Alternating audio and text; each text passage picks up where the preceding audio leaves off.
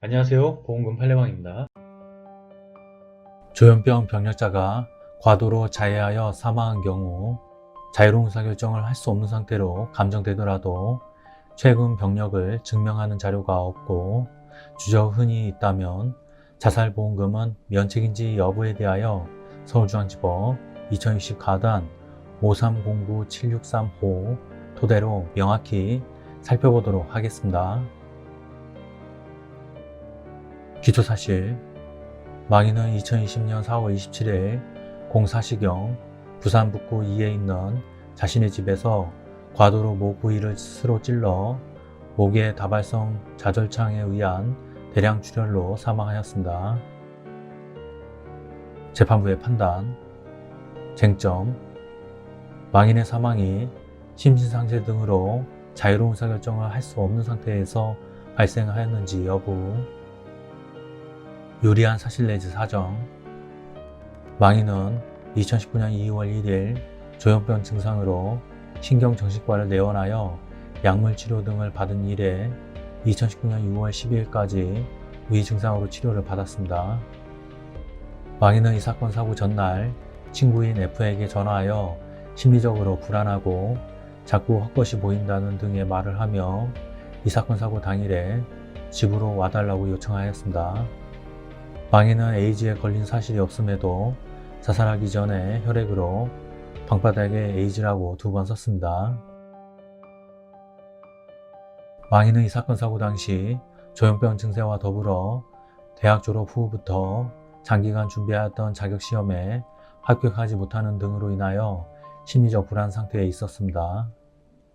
망인의 의무기록을 감정한 감정인은 망인이 조현병을 가지고 있었을 가능성이 있고 이러한 상태에서 치료를 중단하였다면 이 사건 사고 당시 망인의 상태가 악화되었을 가능성이 있으며 조현병이 망인의 의사결정에 영향을 주었을 가능성이 있다고 회신하였습니다. 그러나 위 1항의 사정들과 갑 제4 내지 13호 중의 각 기재, 증인 F의 증언, 이 법원의 의무기록에 대한 감정 결과만으로는 위 각 증거들에 의하여 인정되는 아래와 같은 사정들에 비추어 볼 때 이를 인정하기에 부족하고 달리 이를 인정할 증거가 없습니다. 상세한 이유는 다음과 같습니다. 불리한 사실 내지 사정. 망인은 2019년 6월 12일 정신과 치료를 중단한 이후 이 사건 사고가 발생한 2020년 4월 27일까지 약 10개월 동안 정신질환에 대한 치료를 받지 아니하여 이 사건 사고 당시에 망인의 정신상태를 객관적으로 평가하거나 추정할 의무기록이 없습니다.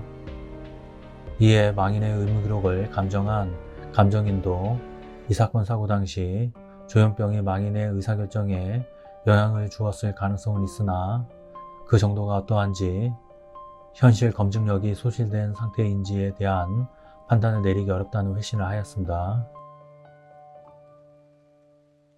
망인과 같은 집에서 생활한 부모들인 원고들도 망인이 조현병 증상으로 정신과 진료를 받아왔다거나 정신과 질환이 있었다는 것을 알지 못하였던 것으로 보입니다. 망인은 이 사건 사고 전날 망인의 얼굴에 검은 반점이 있어 어머니인 원고 B와 함께 이 사건 사고 당일에 병원 진료를 받기로 한 약속도 있었습니다. 원고 B가 이 사건 사고 당일 04시경에 망인의 방에서 컥컥 소리가 나서 망인에게 괜찮은지 물으니 망인이 취한 것 같다고 말하여 방으로 들어가려고 하였으나 망인이 출입문에 버티고 서 있으면서 방문을 열어주지 않아 방에 들어가지 못하기도 하였고 그 시각도 망인의 사망 추정 시간과 유사합니다. 망인의 왼쪽 손목에 주저운으로 보이는 다발성 절창도 발견되었습니다.